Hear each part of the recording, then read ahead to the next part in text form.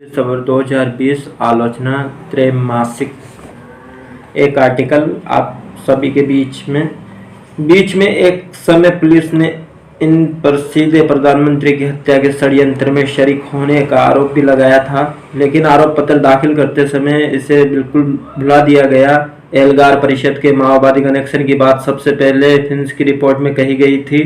इस रिपोर्ट में सुधीर धवले को, जो एल्गार परिषद के आयोजकों में एक हैं, सिर्फ इस आधार पर माओवादी मान लिया गया कि वो एक बार पहले भी अदालत के द्वारा इस आरोप से मुक्त किए जा चुके हैं। छत्तीसगढ़ की गांधीवादी कर्मकर्ता सोनी सोरी को भी इसलिए माओवादी करार दे दिया गया कि उन पर भी माओवादी होने के आरोप हैं। कबीर कल्ला मंच नामक लोकप्रिय दलित सांस्कृतिक संस्था भी माओवादी करार दे दी गई है।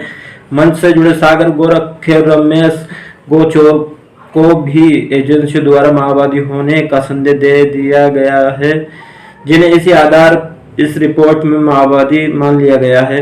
बाबा साहब भीमराव अम्बेडकर के पोते पूर्व लोकसभा सदस्य प्रकाश जावड़ेकर भी माओवादी हैं, क्योंकि माओवादी को भारत का दोस्त बता चुके हैं, और इसलिए भी कि उनकी सगी बहन के साले मिलिंद तेलतुंबड़े माओवादी पार्टी की केंद्रीय समिति के सदस्य हैं। मिलिंद के सगे भाई अंतर्राष्ट्रीय ख्याति के दलित चिंतक आनंद तेलतुंबड़े का जिक्र रिपोर्ट में नहीं है, लेकिन वो पुलिस द्वारा गिरफ्तार किए गए 16 आरोपियों में शामिल हैं।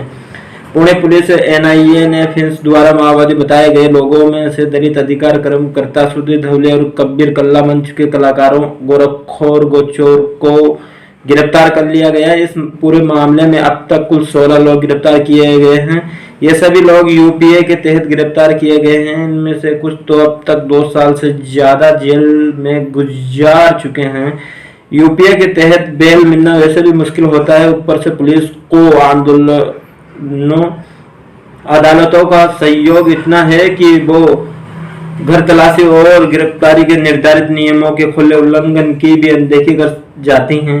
खुद सुप्रीम कोर्ट का फैसला है कि यूपीए के तहत गिरफ्तार किए गए व्यक्तियों के खिलाफ चार्जशीट अगर 90 दिन के भीतर दाखिल नहीं की जा सकती तो उन्हें आजाद कर दिया जाना चाहिए। लेकिन इस मामले में रंजन गोगोई की अध्यक्षता वाली सुप्रीम कोर्ट की पीठ खुद अपने ही पुराने फैसले को एक तरफ रखकर पुलिस को अतिरिक्त समय दे देती हैं। वृद्धावस्था, बीमारी और कोरोना महामारी जैसी परिस्थितियों पर मानवीय आधार पर विचार करने का तो कोई प्रश्न ही नहीं है।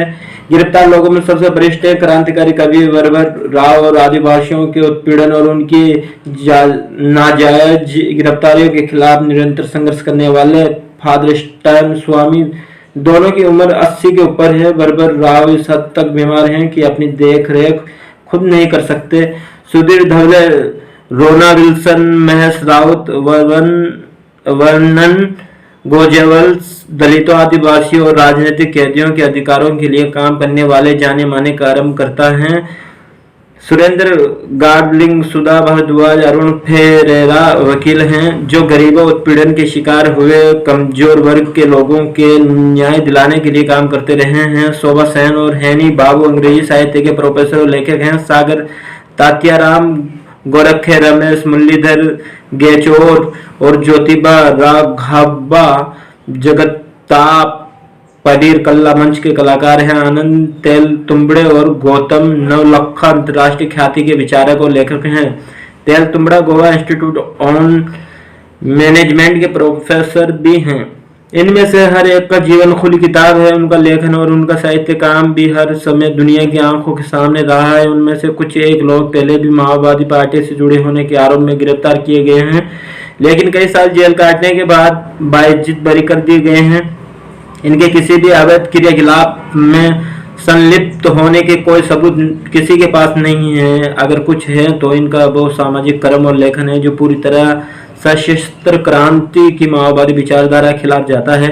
यह विचारधारा लोकतांत्रिक राज्य के सभी संस्थाओं को उत्पीड़न का साधन मानती है, उनके पूर्ण बहिष्कार पर जोर देती है, उनके साथ सहयोग कर उन्हें वैधता प्रदान करने के बजाय उनके खिलाफ युद्ध छेड़ने की बात करती है। इन कर्मकर्ताओं का सारा जीवन व्यवहार इस विचारधारा को कमजोर करता है। उत्पीड़न जनता के मन में ये विश्वास पैदा करता है कि वर्तमान राज्य व्यवस्था से अभी भी उम्मीद की जा सकती है। एनआईए का आरोप पत्र फिंस की रिपोर्ट का बेहद विस्तार है। पुलिस का दावा है कि उससे 16 आरोपियों के माओवादी पार्टी से जुड़े होने के बहुत सारे सबूत मिले हैं। ये सारे सबूत आरोपियों के मोबाइल फोन, लैपटॉप आदि से ईमेल के आदान प्रदान की शक्ल में मिले हैं, जैसे प्रधानमंत्री की हत्या के षड्यंत्र के सबूत मिले थे। चार्जशीट में ये आरोप गायब हो गया। एनआईए शायद मानती है कि माओवादी पार्टी दुनिया की एकमात्र प्रतिबंधित पार्टी है जो अपना सारा पत्राचार ईमेल के खुले आदान प्रदान के जरिए करती है। आरोपियों का कहना है कि ये सारे सबूत उनके उपकरणों में पुलिस द्वारा बाद में प्लांट किए गए हो सकते हैं। उनके वकीलों का कहना है कि आरोप पत्र में ऐसा एक भी सबूत नहीं है जो अदालती जांच पड़ताल में टिक सके। उनका कहना है कि तलाशी के समय स्वतंत्र गवाहों का होना जरूरी है। इलेक्ट्रॉनिक उपकरणों की जब्ती के समय ये जरूरी है कि उनकी हैश वैल्यू बताई जाए ताकि बाद में कोई छेड़छाड़ हो तो पकड़ में आ सके। अधिकांश मामले में ऐसा नहीं किया गया। इन लेखकों कर्मकर्ताओं के माओवादी होने का सबसे बड़ा सबूत ये है कि ये रचनागत अन्याय के खिलाफ हुए वर्गों के हितों के लिए काम करते रहे हैं। उनके माओवादी होने का ठोस सबूत है वे साहित्य जो उनके घरों से बरामद हुआ है। दुनिया के सर्वश्रेष्ठ साहित्य पर आज भी वामपंथी लेखकों के नाम मिलते हैं। उनके माओवादी होने का सबूत यह है कि वो पढ़ते लिखते हैं, श्रेष्ठ साहित्य पढ़ते हैं।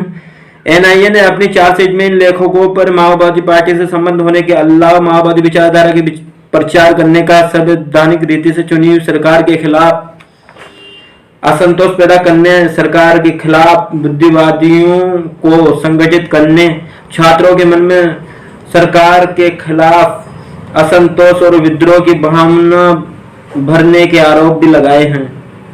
ये आरोप ही देते हैं कि ये चार्जशीट फर्जी है। ये किसी प्रोफेशनल जांच एजेंसी की चार्जशीट न होकर किसी राजनीतिक पार्टी या विचारधारात्मक संस्था का आरोप पत्र है। सरकार के खिलाफ असंतोष पैदा करना किसी लोकतांत्रिक व्यवस्था में अपराध कैसे हो सकता है? लोकतंत्र में विपक्ष की भूमिका ही यही है कि वो सरकार के कामकाज की सीमाओं से उद्घाटित करते हुए उसके खिलाफ जनता में असंतोष जगाए। अगर ये अपराध है तो लोकतंत्र को ही अपराध मानना पड़ेगा। माओवादी विचारधारा के प्रचार का आरोप और भी दिलचस्प है, जिसका सारा पढ़ना लिखना कथित माओवादी विचारधारा से भिन्न ही नहीं उसके विरुद्ध है। वो इसके प्रचारक कैसे बताए जा सकते हैं? क्या इसका मतलब यह है कि उनकी जिन पुस्तकों के कारण दुनिया उन्हें जानती और पढ़ती है वो खुद उनमें विश्वास नहीं करते? रात के अंधेरे में या किन्हीं गुपचुप बैठकों में अपनी ही पुस्तकों को खारिज करते हुए वो माओवादी विचारधारा का प्रचार करते हैं। ये आरोप कितने त्रास ढंग से हास्यास्पद हैं, इसके सबसे अच्छे उदाहरण आनंद तेलतुंबड़े हैं। वो अकेले ऐसे दलित चिंतक हैं जिन्होंने भीमा कोरेगांव युद्ध को पेशवाई के खिलाफ महाराव के आत्मसम्मान की लड़ाई के रूप में देखने से इनकार कर दिया था।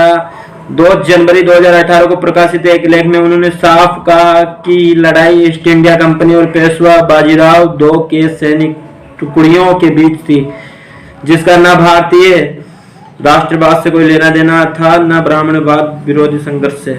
बाबा साहब अम्बेडकर ने अपने समय में दलितों को राजनीतिक रूप से संगठित करने के लिए भीमा कोरेगांव को दलित गौरव का प्रतीक बनाया, लेकिन वर्तमान समय में दलित गौरव के लिए इतिहास को मिथक में बदलना, न्याय के संघर्ष को अस्मितावाद की राजनीति में उलझा देना है।